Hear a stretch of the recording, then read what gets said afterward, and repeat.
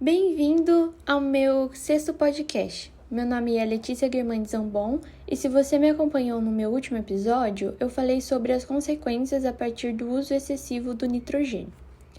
Já no dia de hoje, eu vou comentar um pouco sobre carbono e oxigênios dissolvidos. Bom, primeiramente, o carbono dissolvido é aquele presente nos corpos d'água, incluindo dióxido de carbono, carbonatos, ácidos orgânicos, entre outros. O mais comum é o CO2, que dissolvido na água pode reagir com ela para formar ácido carbônico, que por sua vez pode se dissociar em íons de hidrogênio ou de bicarbonato e carbonato. Dependendo do pH da água, o carbono dissolvido tem um papel importante nessa questão do pH. Dessa maneira, ele altera o equilíbrio ácido-base da água e na disponibilidade dele para a fotossíntese.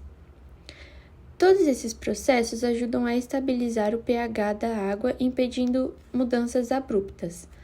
Se a concentração de CO2 aumentar, mais ácido carbônico é formado, diminuindo o pH. Por outro lado, se o CO2 diminuir, o pH pode aumentar. E essa dinâmica contribui para um equilíbrio ácido-base na água, pois se relaciona com a disponibilidade de nutrientes para os organismos e fornece carbono para a fotossíntese.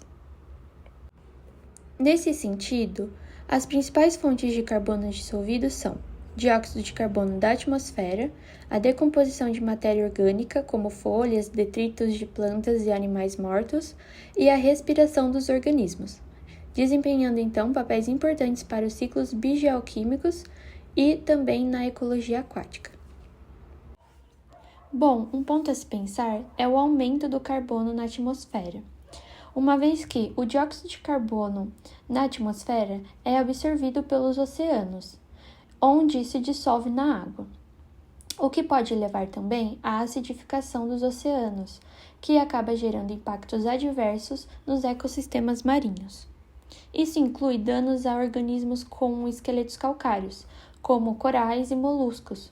Também pode gerar a perturbação na cadeia alimentar marinha e prejuízos econômicos para as comunidades costeiras que dependem de recifes de coral. Vale lembrar também sobre as alterações climáticas, como o aumento do nível do mar e eventos climáticos extremos. Mudanças na distribuição geográfica das espécies marinhas também são de se notar. Esses impactos destacam a necessidade urgente de reduzir essas emissões e mitigar os efeitos das mudanças climáticas para proteger esses ecossistemas marinhos. Agora, com relação ao oxigênio dissolvido, seria a quantidade de oxigênio presente na água em forma molecular. Isso significa que está como moléculas de gás misturadas na água. Os níveis desse oxigênio na água são influenciados por fatores como temperatura, pressão atmosférica, atividade biológica como a fotossíntese, a mistura e circulação da água pela agitação, promovendo a troca de gases. A poluição e nutrientes em excesso também acabam causando eutrofização e salinidade na água salgada. Bom, a baixa concentração de oxigênio dissolvido pode causar várias consequências, como a morte de organismos aquáticos, sofrendo algum estresse respiratório, criando as conhecidas zonas mortas, onde a maioria dos organismos não sobrevivem. Também acaba gerando a eutrofização, que acaba alterando a comunidade de espécies e favorece organismos que toleram baixos níveis de oxigênio. Outra consequência é o impacto na qualidade da água, produzindo gases com odor desagradável e escurecendo ela. Vale ressaltar também as consequências econômicas e sociais, afetando a pesca e o turismo e também podendo levar riscos à saúde humana. O oxigênio dissolvido é fundamental tanto para a saúde humana quanto para o tratamento de água. Na questão dessa saúde humana, ele é crucial para a sobrevivência dos organismos aquáticos, controle de patógenos e desintoxicação de poluentes, para garantir uma cadeia alimentar saudável e uma água segura. Já no tratamento de água, o oxigênio dissolvido é essencial para processos biológicos, como a decomposição de matéria orgânica em estações de tratamento, a oxidação de contaminantes e controle de odores e a cor da água. Manter os níveis adequados desse oxigênio é vital para a qualidade da água e, consequentemente, para a saúde pública e sustentabilidade dos recursos hídricos.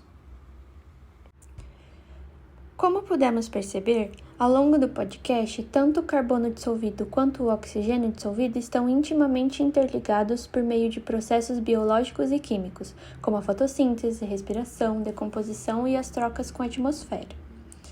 A alteração dos níveis de oxigênio ou de carbono em ecossistemas aquáticos pode ter consequências significativas na disponibilidade do outro e vice-versa, afetando a saúde do ecossistema como um todo. Além de todas as consequências citadas, vale ressaltar também os blooms de algas, que, ao morrerem e se decomporem, consomem grandes quantidades de oxigênio, exacerbando as mortes em massa. E, nesse caso, a diminuição do oxigênio dissolvido e, posteriormente, o aumento do carbono dissolvido. Muitos outros exemplos podem ser citados também. Mas já chegamos ao fim de mais um podcast. Espero que essa breve explicação sobre carbono e oxigênio dissolvido, seus processos, importância e consequências, tenha contribuído para que você possa saber um pouco mais do nosso planeta.